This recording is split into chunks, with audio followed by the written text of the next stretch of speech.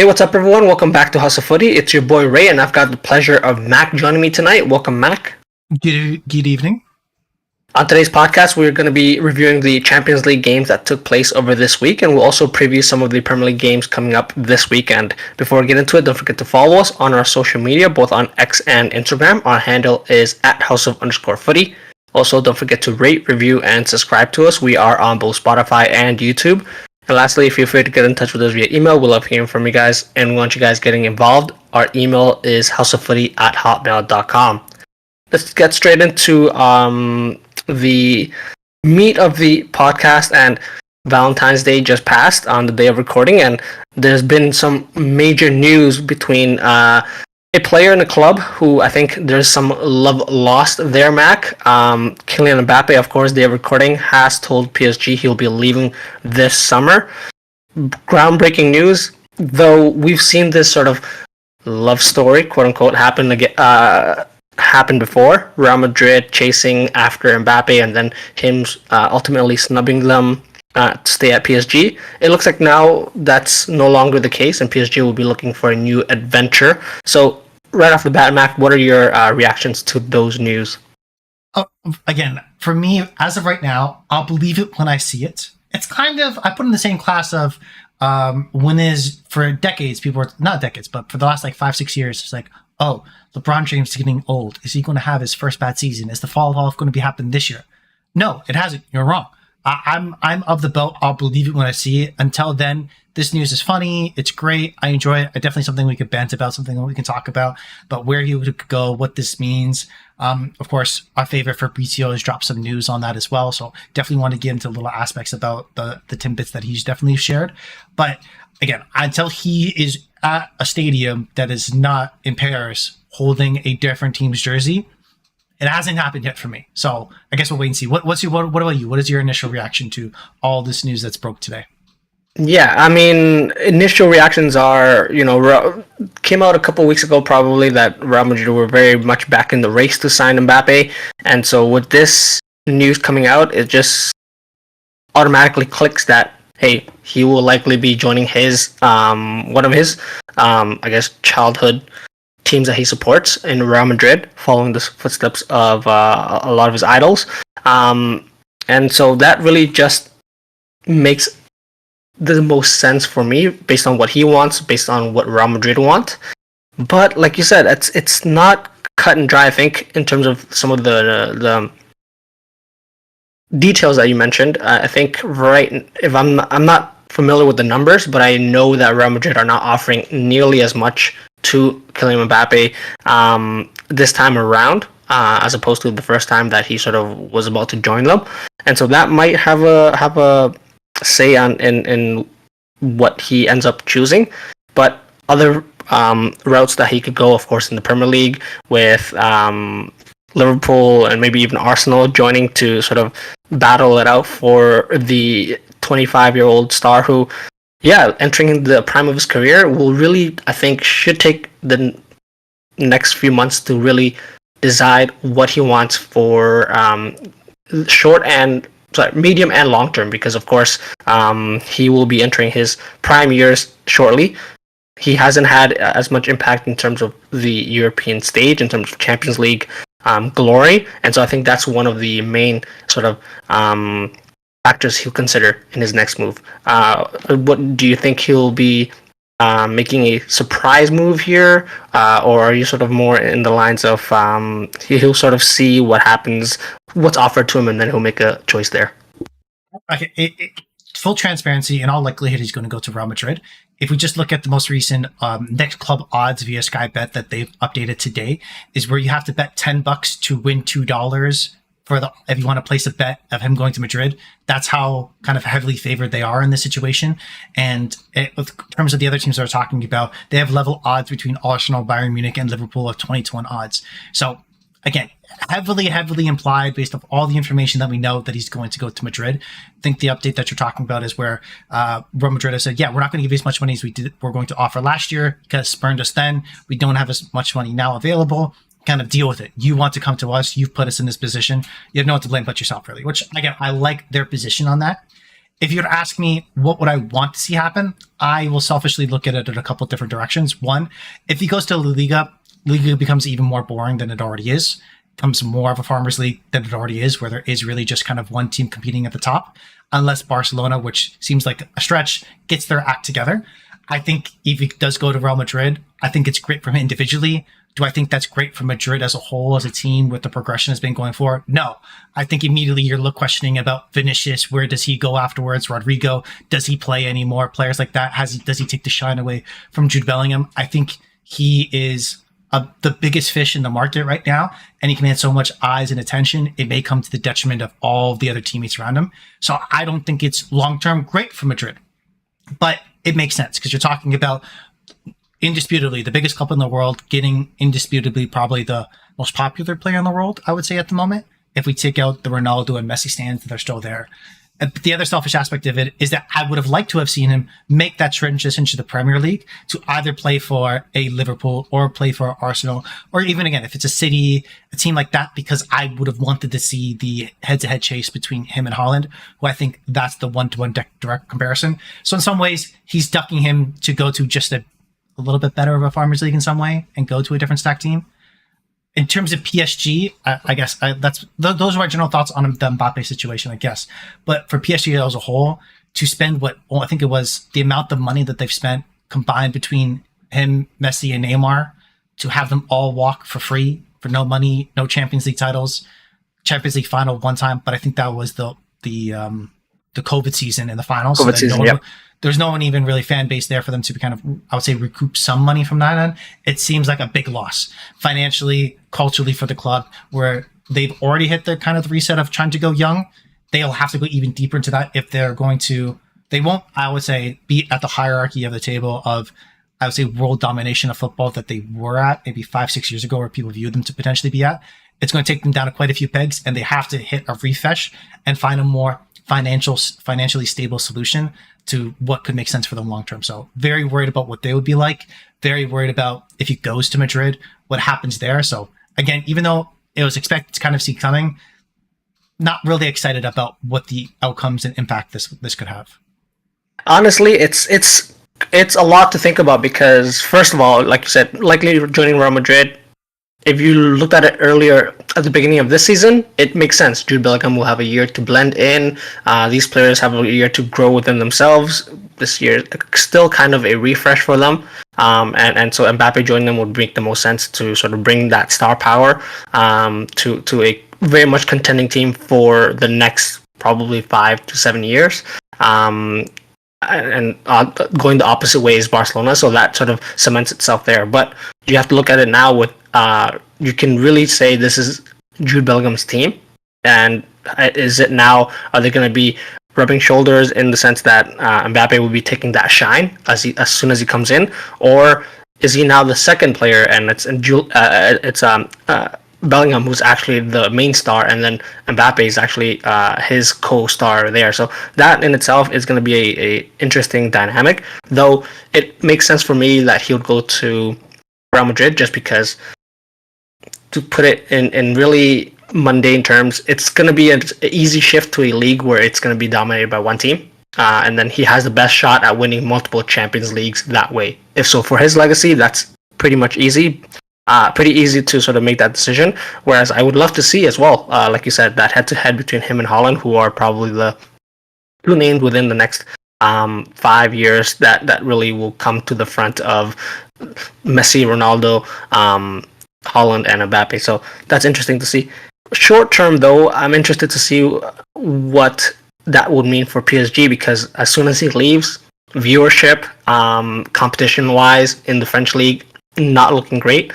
I don't know what the ramifications will be for that, but I don't expect them to be good. So could this be sort of PSG's last chance to maybe make a dent in the European stage? They did come up 2-0 winners against Real Sociedad, Mac.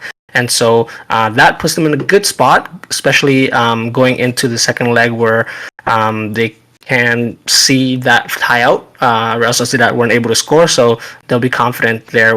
Did you have any takeaways from this game here, Mac? Yes. So this individual game, it was a good performance. They did what they needed to do. Mbappe played well. They got the goals when they need to. Real Sociedad are not, I would say, the best team that they could have faced. They were definitely, I feel like, in a good position of where they could have lined up in the matchup that they had. I think this is their kind of their last dance in a lot of ways. I know that title's been thrown around a lot, especially since the basketball documentary that came out a couple of years ago. But for me, when you look at what this team could look like, is where by financial regulations in the 2025-26 season, UEFA clubs to participate in UEFA competitions have to be not only spend 70% of their overall revenue on their salary. They have to be in a positive by that margin. And when you're talking about a team that was, I guess, as of 2023, had the 8th highest selling jerseys for PSG without Mbappe, do they even finish in the top 25? I highly doubt that. So it seems like it might be like a shrinking ship where their capacity to spend to be able to compete is going to get less and less every year because their team's going to get worse by margins every year, every single year. So it's definitely kind of a last kind of gasp at this team with him at the helm to be able to do something. You would like to this team make a run at it, try to go deep as possible. I still think their squad, even as currently constructed, is a little too thin. But from this game, again, you saw the highs there of what they're able to do. The surprising part for me was their defensive aspect of how well they played on that end. While Real Sociedad really kind of felt like they were couldn't really get out, couldn't really express themselves because of the pressure that PSG put on. I think that will be the interesting part where this is probably one of the PSG teams that have the legs around Mbappe with his laziness and not really his work ethic for the other 10 guys to step up and be able to do something there. This is the first time you'll have that ilk, so that might be a change. But we won't really learn that until they face stiffer competition because they look to have settled through this tie for sure. That's funny how you mentioned they need the legs, the fresh legs from this younger core, but you do have Ousmane Dembele, who's very injury prone. But to that point, it is interesting that their midfield looked like it struggled. Zaire Emery, Fabian Ruiz, and Vitinha. Zaire Emery on the younger end of the scale looked like maybe against a stronger or more informed Real Sociedad side, they would have struggled a little bit more. But even at times early in the first half, they were struggling to get out of their own half, and it was really up to Mbappe and Dembele to really, with their pace and their ability, to get them up the field. So I'm interested to see how that will transition if they do go through to the latter stages of this competition. But yeah, I'm not liking the chances for Real Sociedad to turn that around, especially if they have to be on the offensive in the next tie, and you have Mbappe, Dembele, and Barcola coming at you on the break. So we'll see what happens there. I guess, Mac, then there were three other matches. RB Leipzig, Real Madrid. That one was won by Real Madrid 1-0. Lazio beat Bayern Munich at home, and Copenhagen lost to Man City at home 3-1 was the score. Any of these three other games stand out to you? And please elaborate on that. Definitely the Lazio Bayern game. I think that's the only other game of, let's say, dramatic notice that we could see a sea change one way or another based off this result. This was back-to-back major losses and going for Thomas Tuchel and his team, where I think you and I both called out where, okay, they had just lost to Bayer Leverkusen. Are they going to get a rebound here? Are we going to get a response? And we anticipated one, and it wasn't. They were soft. They were weak. They really weren't on it. They didn't have a shot on target. They scuffed half chances. Even Thomas Tuchel coming out saying they lacked the mentality, the drive, the passion to be able to win the game in his post-match interview. And even though it's only his job to be able to put 11 people on the pitch, but they got to go out and put some effort in. And he didn't feel like they were doing that, which I could see at some points. The amount of injuries that they have, again, you can kind of placate them a little bit. We do players like, I think it's Coleman, Alphonso Davies, a multitude of injuries there, but they're facing a team like Lazio. This is their Bayern's first loss in the first matchup of a round of 16 game since 2011-2012, which they faced FC Basel. If you remember them in the Champions League, right? Back a long time ago, they were always a round of 16 easy pass that probably would have faced Man City, right? But right. Bayern for them, this should have been a tie that they saw, a game that they saw through. Didn't have enough. They still have the home matchup, so I'm not. If let's say, use this example, I live in a condo, right? Do you know when you're in a condo, when your fire alarm goes off now, Ray, as you know, someone else living in a condo, you're like, that's not real. Like, I'm a little bit worried. I might perk on my eye a little bit, but I'm not leaving. Like, until someone gets on the mic and says, hey guys, you need to run downstairs. That's where I am right now with Bayern, where if they lose this next matchup and they don't make it through the tie, everybody's on the hot seat. I would say kind of Thomas Tuchel on down. Majority of the players, you're probably looking at Kimmich's last round of games, Thomas Muller last round of games with them. Other than like Musiala, if they don't pick up a title this year, this is a full blown fire, and I'm grabbing like my wife, my cats, and I'm heading out downstairs to be able to find a new place to live. Like that would be the situation. Okay, actually, let's be real here. I grab my PS5 and tell my wife to head back down afterwards. Okay, let's be real. But so that's the other game that screams up to me. Do you have something that you want to be able to add to that, or talk about either of the other two games that happened? Just adding to that, 17 shots for Bayern, 0 on target, and that just screams in itself the situation that Bayern are in, where they had some chances, and deep in the second half, I think they had a chance where there was a lot of nice interplay, but no one really to step up and make that count. And even though they have Harry Kane, and who I would argue still to this day is the best striker in the world currently, he's unable to make that difference for Bayern Munich, who have the likes of Leroy Sané, Jamal Musiala, Thomas Müller on that side. Gotta give credit to Lazio, but that's a really tough look for Bayern at this stage, considering they have to win this. They are struggling in the league to sort of cement themselves as the main title contenders, and so it's really have to see how they bounce back, if they bounce back in the next tie, because that's not a great look for them. And if you would have asked me, it looks like Harry Kane wasn't really even on this team, because last year I think they resorted to playing Eric Choupo-Moting, who is a decent striker, but not comparable to Harry Kane in terms of the quality, and the outcome is pretty much the same. So begs the question to what's happening there. I guess I did want to move on to Real Madrid, one of the destinations that we could see Mbappe land in the start of next year. They went away and won at RB Leipzig 1-0. But it could have gone differently for them very early on. I think the RB Leipzig had the ball in the back of the Real Madrid net, but they were called back for a foul on the goalkeeper Lunin, which, hey, like I predicted, if that was the case, the game would have been very, very different. And RB Leipzig, unfortunately, were not able to take away take their chances and get away with a win.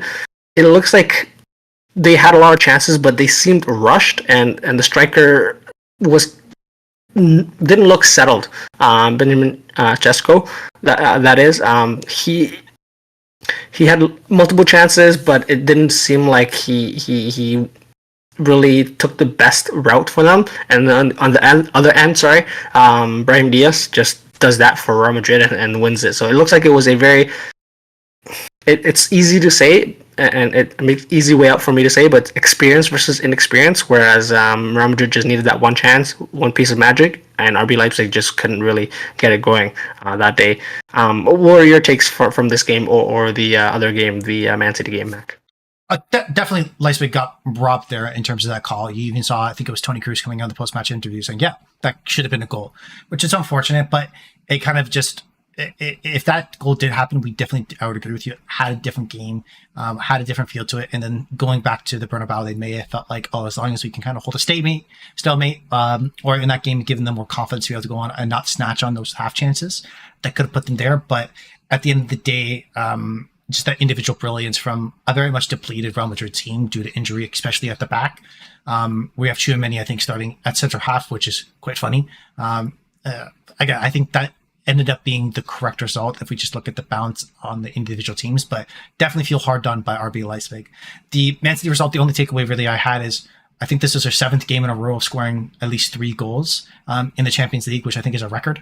And in fact, in all 7 games, they had scored 3 goals. So, and 4 of them away from home, if I remember correctly. So their team, I would argue, based off their recent run of form, with Kevin De Bruyne coming back, I think in the 8 games he's come back, he's either scored and assisted in 7 of them, as well as They've won every single one of those games. They're in a tier of themselves when they're playing like this. They are by themselves at the best of the best in the world. And they have all cylinders rolling. The only tough part would be is that they picked up a couple of injuries again. Jack Grealish, first game back to be able to start. Looks like he picked up a knock. Bernardo Silva also came off injured. So again, even though they pull up performance like this, I would argue they don't have necessarily as deep of a squad as they've had in previous years. Where you see players like, even though they brought in like a player like Kovacic, Nunez, Mateus Nunes, they're not at that level. And they're not there yet. So at least Kovacic, I think has been relegated to like a C stringer at this point, the Calvin Phillips spot, if you will. So for me, it's definitely the only thing that's going to stop them is themselves and their injuries. But when they're playing like this, they're, like I said, they're the best in the world. So good to see them pull up that type of performance and taking a little bit more seriously the round of 16. Because last year those away matchups, they were like, we could go away with tie. We'll slap them at home. But no, they're like, no, we'll put the knife to the throat now and then relax later. Yeah, no, I have to agree with you there. It looks like the team to repeat, if I could be so bold to say, the Champions League this year. Another stat for you, I think I heard correctly, Rodri, it's been a year since he lost a club match for Manchester City, which is just crazy. That, of course, my thoughts on Rodri, so I'm not going to elaborate on that, but just that when he's playing well, Kevin De Bruyne, who assisted the last goal for Phil Foden, and then Bernardo Silva's second goal. Man City's second goal coming through the way of Bernardo Silva. Just the way his movement, his reaction, and the finish. When you look at it again in a slow motion replay, it's just it's so quick that if you blink, you might miss it. But when you slow down and watch it again, it shows the class that he has there. But I guess lastly on Foden, of course, he has had a tremendous uptick in form, and it really looks like now he's sort of one of the four. It's really going to be Bernardo Silva, Bernardo Silva, Phil Foden, Kevin De Bruyne, and Erling Haaland to make that four, and then one other player if and when Pep decides to have an extra attacker. And just big shout out to John Stones, who returned, and it looks like he'll be playing alongside Rodri in that sort of double pivot role. So I'm interested to see if the formation we saw them play against, I think it might have been Everton or another team in previous weeks. I think it might have been Burnley, but it looks like with Stones coming back, that might be out the window and reverting back to that old style. So, hey, if it's not broken, there's nothing to fix. Maybe we'll go a little bit more into Man City in the second half, but take a quick break here, Mac, and then we'll be back covering some Premier League games taking place next week. So stay with us, guys. Welcome back to House of Footy, guys. We are going to continue our podcast now, previewing some Premier League games taking place this weekend. And first and foremost, before we start, we do have to I guess give you guys our reactions on some breaking news taking place today. Crystal Palace announced Oliver Glasner as the new manager, taking over with immediate effect instead of Roy Hodgson, who is parting ways with the club. Oliver Glasner is an Austrian manager who last managed Eintracht Frankfurt in Germany, currently without a club. Well, previous to joining Crystal Palace, he was without a club, but he did win the Europa League while at the club in 2022, going undefeated in that competition that year. So right off the bat there, it just shows the pull that the Premier League have. A team in 15th place, Mac, being able to bring a manager who less than 2 years ago won the Europa League in a season where they went undefeated in that competition. He, if I'm not mistaken, is still quite young, and has been applying his trade. 49, has been applying his trade in Germany and in Austria over his managerial career, and looks like he may be bringing something new to Crystal Palace, and this might signalize a new or change of thinking from Crystal Palace. What are your initial takes from this announcement, Mac? First of all, I want to be able to give you definitely have to give enough flowers to Roy Hodgson, given what he's done with Crystal Palace at his age. And last year they were in a tough time under Patrick Vieira, having his stewardship come back in to be able to keep them up. Unfortunately, again, I feel like it's more of a dire situation, but not too directly dissimilar of a position, I would argue, to the David Moyes situation with West Ham, where even under Roy Hodgson, you feel like he has quality players, but they're not just playing in a style you necessarily would feel like would be enjoyable enough. Tough part is, considering the position on the table, they needed to be able to make a change. The news that I do like about Glasner is where his preferred formation, when you look at his previous lineups at Eintracht Frankfurt, was he played a 3-4-2-1. So that's really with two attacking midfielders behind a centralized striker and two wing backs. I feel like that might be the defensive aspect is going to be the more interesting part short-term wise for Crystal Palace with the three at the back. If he reverts to his more traditional formation, if he tries to implement his style versus adjust the team that he's coaching. But the exciting part is if he's able to kind of figure out that front three aspect, because you can envision a player like Olise, a player like Esse behind a kind of a tool belt of a striker, whoever's up there, if it be Mateta, playing as a number 9, and just try to be able to utilize the three of them on a counter-attacking system and just kind of rely on the break if you're able to keep a solid enough defense. Versus you saw so far this year, it would really be them taking turns out in the wing trying to create goals from so far out, where if you can get them more centralized, close to the net, easier potentially to create opportunities if you can find ways to be able to get them in, I'll say, deeper positions in the opposing halves when they're picking up the ball and driving at players. So it should be an interesting change. I think they should still comfortably stay up. I know we've seen more of and I'll definitely happily bag on some of the bottom teams in this league right now, but you've seen more of a stronger performance from some of them where they're starting to climb up the table. So with that pressure, with the need to make a change, I like that they did that. They brought in a quality manager,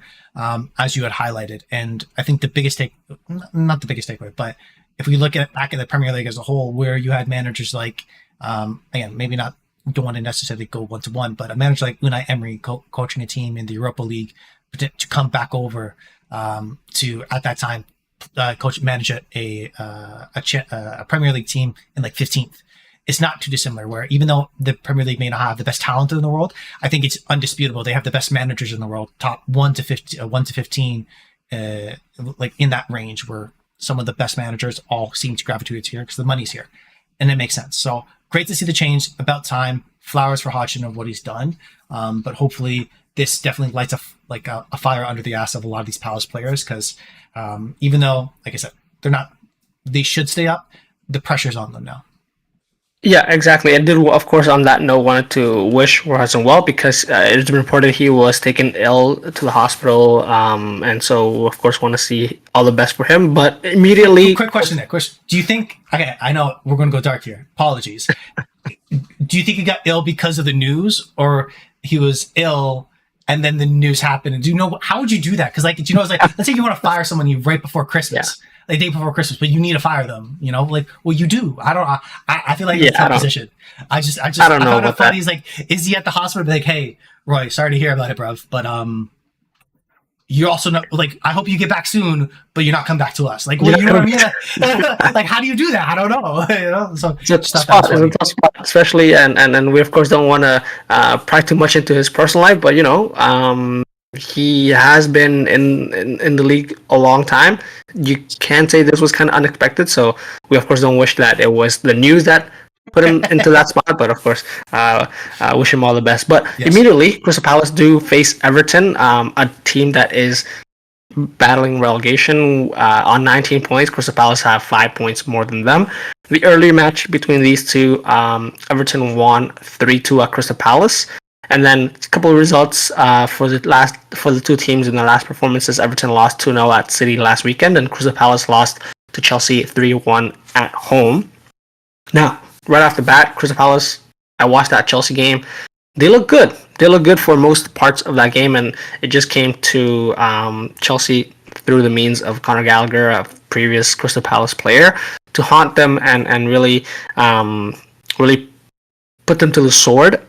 Though I do have faith in Crystal Palace, and hopefully they're able to put things right. Though Everton is a team that is also scrappy, and having lost against City in the last game out, we'll be looking to accumulate some more points. As, like I mentioned, they are still 18th, and of course they want to be in a position where if the charges are not overturned, they are still safe, and they'll be looking to chase down Luton and Nottingham Forest after this game week. But Mac, right off the bat there, anything stand out to you or anything you'll be looking for in this matchup between Crystal Palace and Everton? I'm very zeroed in on how Palace play in possession because I think we know the type of outfit that we're going to get from Everton. We know they're going to get the 4-5-1. They're going to be comfortable sitting back and absorbing pressure, see what they can do in the break and set pieces in those moments. So the real separators is Crystal Palace in possession, when they're on the ball, on the front foot. Let's say have the ball if they're inside their opponent's half. How creative are they? Are they able to break the lines? Are they able to move the ball side to side enough to be able to create gaps in an Everton defense, which we know from under Sean Dyche is definitely going to be solid as possible? That's really, I feel like, going to be the decider. If Palace are able to be creative enough in those areas, are they able to break lines, get in behind, create forward runs? I think then they'll be in a position to at least cause enough of a threat to worry Everton and potentially put, especially if they get a goal early, to bring Everton out to create more space. And that's generally been, in my opinion, Everton downfall. The longer the game is tied, the more and more comfortable that they are. So if Crystal Palace can get the goal in the first, let's say 20, 25 minutes, I think they should see out this game because they have the quality to do that. I think that for me will be the decider. I personally edge Everton in a little bit there because I'm a little bit worried in that creative sense how much like I said, an Elise or an Eze or a player of that ilk out wide is going to be able to do, especially with a cross in a box facing a team like Everton. Whereas when you're going up for Everton on the break, potentially against a defense that's led by Connor Cody, their former captain, I think that they should be confident if they are able to hold up long enough that they will get their chances on that end and be comfortable and to be able to take them. So for me, that's the decider, and that's what I'm leaning towards. How about you? Yeah, it's not screaming a heavy win from either end. I think Crystal Palace have 2 wins in the last 5, and Everton haven't won in the last 5. So Everton's going to make it scrappy at home, especially against a Crystal Palace team that could be without a couple of key players as well. As a Annalise didn't feature for Crystal Palace in the last game against Chelsea, so I think it just might come down to a set piece or a mistake that might take either team over the edge. And so, big important game. You could call it a potential relegation decider. But yeah, we'll keep an eye out for that. I guess moving on, then the next match we'll talk about is actually the teams that Crystal Palace and Everton played in their last time out. We already know their scores, and just wanted to remind you that the first game finished a 4-4 draw at Stamford Bridge in November. Cole Palmer, Rodri seemed to have won it for Man City in the 86th minute, I believe, and then Cole Palmer had the penalty kick at the end of the game that saw them draw that game. But Mac, just gotta be honest there. Chelsea had bright spots against Crystal Palace there, even though they didn't start that game very well. It looks like Thiago Silva will be likely out for this game. He picked up an injury against Crystal Palace, and so your best defender, your 39-year-old best defender, is going to be missing for that game. Man City, I fear, are going to have a field day, especially at home. Historically, they're quite good against Chelsea as well, so I don't see anything other than a Man City win here. What do you think, Mac? I think you and I are both going to be wearing blue that day. That's all I know. I think dark blue to specify. I apologize, but I think that's fair. I think that's accurate. I definitely feel like that's what's going to happen. We're sitting here are the heavy favorites as they should be. Losing your best defender seems like Man City are firing all cylinders. I think the interesting part, and I'm curious to see how Chelsea line up if they're able to manage the midfield, which they probably won't. But if they are able to manage the midfield, I feel like they definitely have the pace, have the athleticism to cause problems for a Man City team.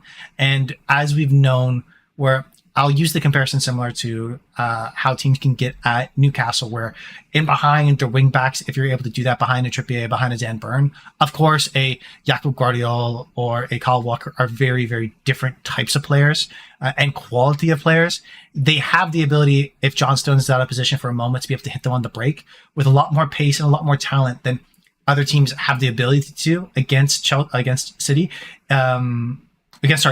Chelsea going against a City team. If Chelsea do a good enough job managing that midfield pressure, are able to kind of get those key passes out to their front three. That for me is their saving grace. the only way Chelsea pick up anything is if they get a same scoreline where, and I don't see a situation where they're able to be defensive stalwarts, not conceding or only conceding one against this Man City team. If they're going to pick up anything, it's going to be similar to, let's say, like a 3-3 draw, 4-4 draw like they had in their last matchup. That's their only way forward for me, where in their few moments, they're excellent. Again, we haven't seen that from Chelsea, but for me, maybe it's, maybe I'm being too positive. Maybe I'm being too hopeful and believing in Chelsea, which I don't. But if I am, I feel like you can envision a template of how they can be successful against a team like City. Whereas against a team where they struggle against that are playing low blocks, they don't have the creative ability to break through those lines and break that pressure. Versus City are going to give you those lines if you can take them in the midfield, right? So that's the matchup I'm looking at. But I wouldn't be surprised if we walk away from this weekend and we are in another Chelsea crisis situation that they just barely averted against Palace. Yeah, you called it out again, and of course I always mention it. The value of that Chelsea midfield duo of Enzo Fernandez and Moises Caicedo will, unfortunately for Chelsea, be questioned again in this matchup. And you predicted, I think, and I'm right on that prediction as well, that and it's going to be Man City handling a lot of the possession, creating a lot of the chances. I just don't feel Chelsea have enough going forward either. On the break, especially they I think they started Nicholas Jackson against Crystal Palace and then took him off for Christopher Nkunku, who didn't have the best time. Of course, coming on in the second half. I just don't think he's in form yet to create a as much havoc as Chelsea would have wanted against a Man City, and I'm not very confident in sort of their front players to producing enough chances and clear-cut chances against this Man City team to take them over the edge. So, hey, I'll be glad to be proven wrong, but I'm just not seeing anything other than a comfortable Man City win here. But I guess let's move on to the last game we'll preview, and that's Spurs against Wolves. Wolves won their first game between these two this season. I'm not sure if you recall, Mac. It was Brendan Johnson that opened the scoring. It looked like Spurs were going to get away with the win at Wolves, but goals from Sarabia and Lamina in added time won them the game. And so that in itself, it's interesting storyline, but Spurs did win 2-1 at home against Brighton, very late as well, and then Wolves lost to Brentford 2-0 last weekend in a game where I actually expected them to win. This one is a little bit it's interesting in the sense that we know what Spurs are going to do. The high line, they're going to try to get, especially at home, try to go ahead and create chances early on, sort of swarm this Wolves defense and sort of put them under pressure.